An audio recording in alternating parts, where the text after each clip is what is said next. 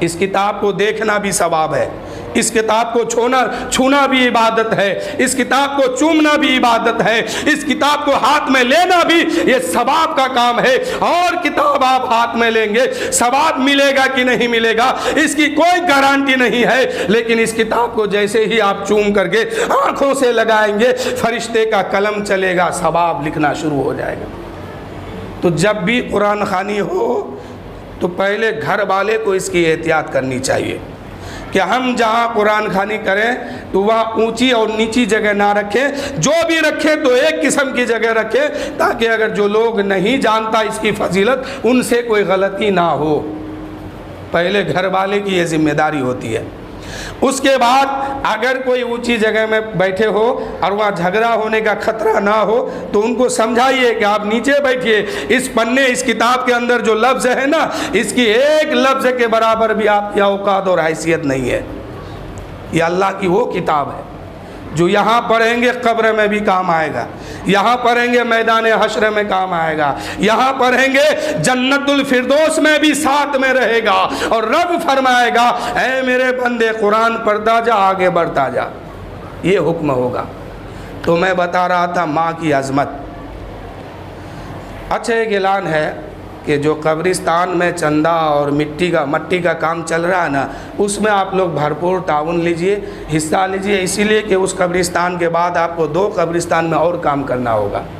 اور یہ بھول جائیے کہ ہم کو سرکاری فنڈ سے کرنا، سرکاری سے کاہے کیجیے گا، یہ گھر آپ کی حقیقی گھر بننے والا ہے، ہمیشہ آپ اس گھر میں رہنے والے ہیں، جہاں کوئی کام نہیں آئے گا وہاں وہ گھر کام آئے گا۔ تو اس گھر کو ہم دوسرے کے دولت سے کیوں ہم سنوارنے کی کوشش کریں، ہم اپنی دولت سے اس گھر کو سجائیں گے، ہم اپنی دولت سے اس گھر کو سنواریں گے۔ آپ اپنا نیزی اور جائز رقم اس میں لگا کے مٹی کا کام کیجئے اور سرکاری فنڈ کو جانے دیجئے، باہر میں جائے، اس سے کوئی مطلب نہیں ہے۔ ہمارا آخر گھر ہمیشہ کے لیے گھر، تا قیامت کے لیے گھر، ہمیشہ ہر دن ہر لمحہ جو ہم سونے والے ہیں آرام کرنے والے ہیں اس گھر کو ہم اپنے اعمال سے بھی سجائیں گے اور اپنی دولت سے بھی سجائیں گے۔ دولت سے یہ ہے کہ اس میں ابھی مٹی کی کمی ہے، اس میں مٹی بھریں گے اور اس کو مٹی بھرنے کے بعد اس مٹی کو مٹی نہیں رہنے دیں گے بلکہ جنت کی باغوں میں سے ایک باغ بنائیں گے۔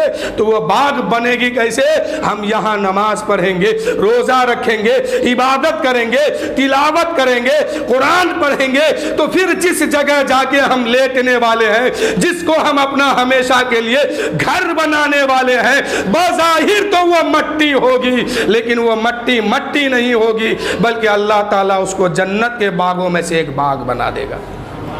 تو ہم کو اس گھر کے لیے دونوں طرف سے کام کرنا ہے۔ اس میں پانی لگتا ہے ندی نالے کا، اس پانی کو بھی نکالنا ہے، اور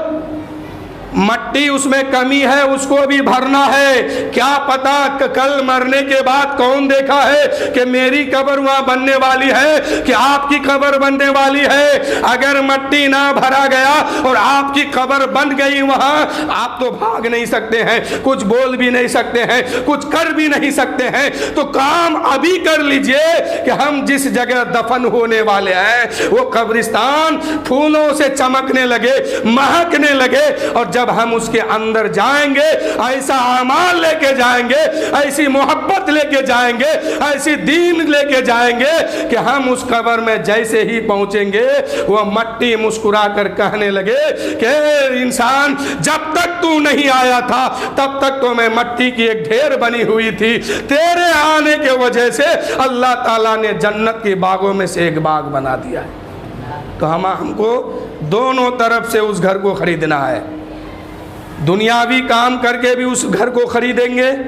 اور دینی کام کر کے بھی اس گھر کو خریدیں گے، پیسہ دے کے بھی خریدیں گے، اعمال سے بھی خریدیں گے۔ تو میں بتا رہا تھا، وقت بہت کم ہے، میں بتا رہا تھا کہ وہ دین کا غدار بیٹا، ماں کا غدار بیٹا، جو ماں کا غدار ہو گیا اس کا سب کچھ ختم۔ اب وہ چاہے جتنی عبادت کر لے، جب تک وہ ماں کو راضی نہیں کر لیں گے جنت ہرگز نہیں مل سکتی ہے۔ تو بہرحال اس کی بیوی کہنے لگی بتا آج وعدہ کر کے اس گھر میں رہوں گا یا میں رہوں گی یا تیری ماں رہے گی۔ اس نادان نے فیصلہ کیا کہ اے میری بیوی تم رہو گی، میں اپنی ماں کو مسافر خانہ چھوڑ کے آتا ہوں۔ وہ بڑا آدمی تھا، اپنی ماں کو پھسلایا، کہنے لگا اے میری ماں چل آج بازار گھوم کے آتے ہیں۔ ماں خوشی سے اچھلنے لگی کہ بیٹا آج مجھے بازار گھمانے والا ہے، چلو بازار گھوموں گی، یہ خریدوں گی وہ خریدوں گی۔ دل میں طرح طرح کے بات آنے لگی ہے، لیکن ماں تو مچل رہی تھی کہ آج بیٹے کے ساتھ بازار گھوموں گی۔ لیکن ماں کو کیا پتا تھا کہ بیٹا غدار نکلے گا۔ اس بیٹے نے اپنی ماں کو کار پہ بیٹھایا اور لے جا کے مسافر خانہ کے پاس روکا اور کہا میری ماں مجھے معاف کرنا، میں تمہیں بازار گھمانے کے لیے نہیں لایا ہوں، میں تمہیں مسافر خانہ چھوڑنے آیا ہوں، اس لیے کہ میری بیوی کا کہنا ہے اگر تم اس گھر میں رہے گی تو میری بیوی نہیں رہے گی، اس لیے میں تم کو مسافر خانہ چھوڑ کے جا رہا ہوں اور کبھی کبھی میں ملنے آؤں گا۔ ماں کہنے لگی بیٹے اگر میرے گھر سے نکلنے سے تمہارے گھر بس جاتے ہیں تو میں خوشی سے تمہارے گھر سے باہر نکلنے کے لیے تیار ہوں۔ یہ ماں کی ممتا ہے۔ ابھی بھی ماں کچھ نہیں کہہ رہی ہے۔ مسافر خانہ میں جو لوگ تھے کاپی قلم لے کے آئے، کہنے لگے اے بوڑھی ماں تم کو تمہارے بیٹے گھر سے نکال دیے ہیں، اب تمہاری خدمت میں کروں گا، تمہیں کھانا پانی رہنے سہنے کا انتظام میں کروں گا، لیکن میری بوڑھی ماں تم اپنا نام لکھاؤ، اپنا پتہ لکھاؤ، کل کو اگر تم مر گئی تو میں تمہیں کہاں پہنچاؤں گا، اس لیے پتہ لکھ دو۔ پتہ لکھا جا رہا ہے، نام فلاں، نام کیا ہے فلاں، اس کے بعد شوہر کا نام فلاں، کہا شوہر زندہ ہے، کہا نہیں مر گئے ہیں، کہا بیٹے کا نام، ماں کچھ نہیں بول رہی ہے۔ پھر پوچھتے ہیں بیٹے کا نام، ماں کہہ رہی نہیں بتاؤں گی۔ پھر پوچھتے ہیں بیٹے کا نام، ماں کہتی ہے نہیں بتاؤں گی۔ دوسرے شخص آیا، کہا چھوڑو یار اس کے بیٹے کا نام مت پوچھو، اس لیے کہ بیٹے نے گھر سے نکالا ہے، غصے میں بڑھیا ہے، اس لیے ماں بیٹے کا نام نہیں لے رہی ہے۔ اتنے میں ماں جو ہے پوری طاقت کو اکٹھا کر کے